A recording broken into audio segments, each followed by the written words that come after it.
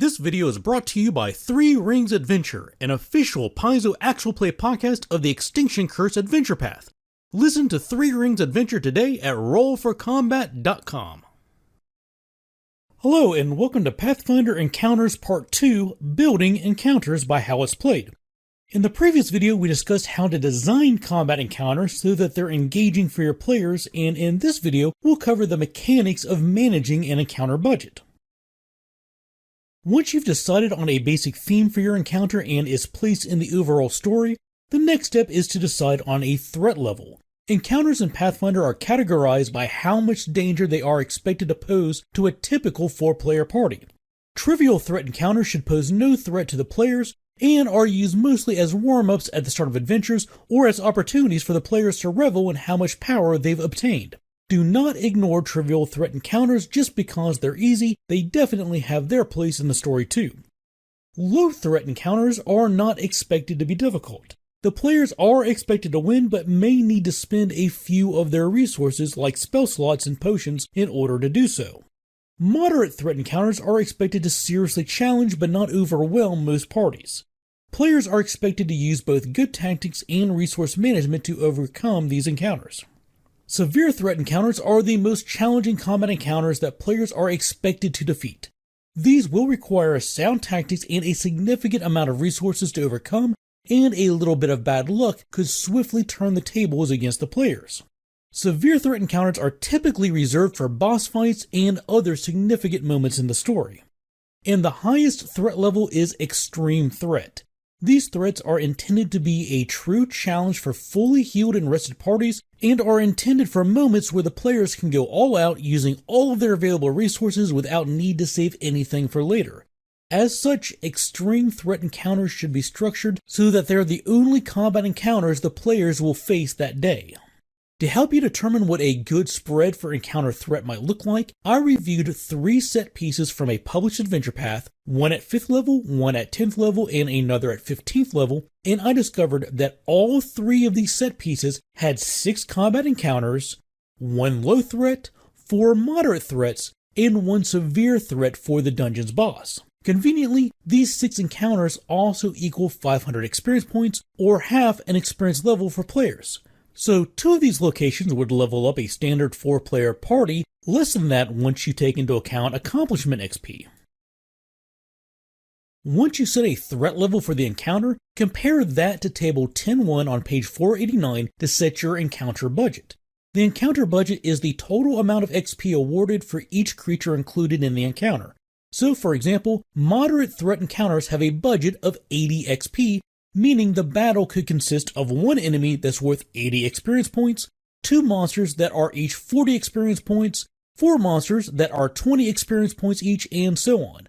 Ideally, the total of all the enemies and hazards included should not exceed the budget, but going just a little over or under should be alright in most cases. These budgets assume there are 4 players in the party, but you can easily adjust them if you have more or fewer people at the table. All you need to do in those cases is refer to the character adjustment column and add that amount to the budget for every PC over 4, or subtract that amount if you have fewer than 4 players. But note that increasing or decreasing the budget due to the number of players does not affect the amount of experience points that's awarded for defeating the encounter. So for example, a moderate threat encounter for 6 players would have a budget of 120 XP, but would still only award 80 XP to each of those players for defeating the encounter. Next you need to calculate the game's party level, which is easy if all the players are the same level. But if you have some PCs who are higher or lower than the others in the group, then it's a little more complicated. If everyone playing is the same character level, then that is also their party level. That's what I do, and I recommend others do as well because it just makes life easy, but the rules do provide some guidance if you want to have a party made of different level PCs. This is not an exact science and is largely up to the GM to make judgment calls as to what is an appropriate party level if not everybody is the same level. First, if only 1 or 2 players are slightly behind the rest, then set the party level as equal to the highest level players. For example, say you have 3 5th level players and 1 or 2 4th level players. In that case, you would set the party level as 5th. And if only 1 or 2 players are slightly higher than the rest, then set the party level as the lowest PC's level, but add 1 extra player's worth of XP to the budget for every 2 character levels over the party level. So say for example, you have 3 3rd level players and 1 5th level player. In that case, the party level would be 3rd, but you would add 1 extra player's worth of XP to the budget. If you were designing a moderate threat encounter for this group, it would have a budget of 100 XP. 80 as a base plus 20 more because one of the players is 2 levels higher than the party level. And if this party was made up of 3 3rd level players and 2 5th level players, then a moderate threat budget would be 140 XP. 80 as the base, plus 20 for having 5 PCs instead of 4, plus another 40 XP because there are 4 extra player levels. And last, if the player levels are all over the place, the best guidance from the book is to calculate the average of all of their levels and use that as the party level. Whether you round up or down is entirely up to the GM to decide. Ideally, you want there to be no more than 2 levels of difference between the party's highest level character and its lowest.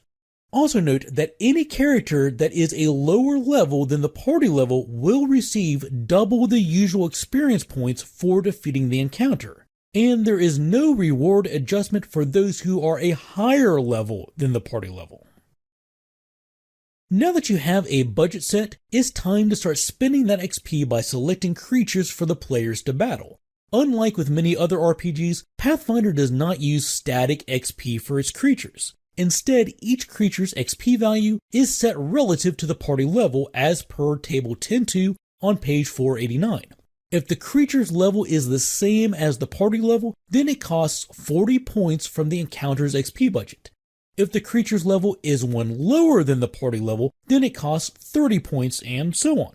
Note that the table only spans 4 levels lower than and 4 levels higher than the party level, and the system is not designed to accommodate enemies outside of this scope. Including hazards like traps in the encounter works the same way, except there is a different XP cost depending on if it is a simple or complex hazard. Refer to table 1014 on page 521.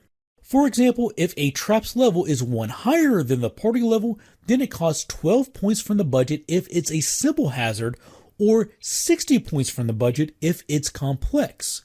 If you're not sure whether a hazard is simple or complex, just check its traits. Complex hazards will have the complex trait. And see my video on hazards for more information. I'll make sure to include a link to it in the description. Also, as you begin selecting creatures, consider how many you want to use. The standard guideline is to try to have as many enemies as there are players or close to that. And even in boss encounters, you might want to consider lowering the boss by a level or 2 to pay for a couple of lieutenants or minions. The Game Mastery Guide provides these as sample encounter groups, assuming the party is made of 4 PCs. If facing a boss and their lackeys, that would be a severe threat encounter for 120 XP and include 1 enemy that's 2 levels higher than the party level and 4 enemies that are 4 levels lower than the party level. Facing a troop of enemies, which is not to be confused with the new troops that are presented in Bestiary 3, this would be a moderate threat encounter worth 80 XP. And would include 1 enemy the same level as the party, and 2 more enemies that are each 2 levels lower than the party, and so on. There are far more possible combinations, but this page from the Game Mastery Guide just gives you a simple template for putting encounters together quickly. And a few other things to consider are that the rules for building encounters are only based on party level, creature level, and threat level. But there are some things that might impact the difficulty of a fight beyond these 3 items. For example, difficult terrain. There's no rule that says that difficult terrain costs 20 points of the budget and greater difficult terrain costs 40 points or whatever. Instead, you as a GM will need to make a judgment call to determine if your use of difficult terrain in the encounter is severe enough that it should be treated as another creature in the encounter budget.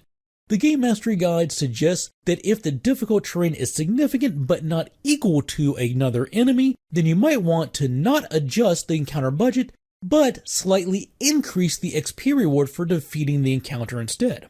Likewise, anything else that might impact the difficulty of the encounter should be considered as well.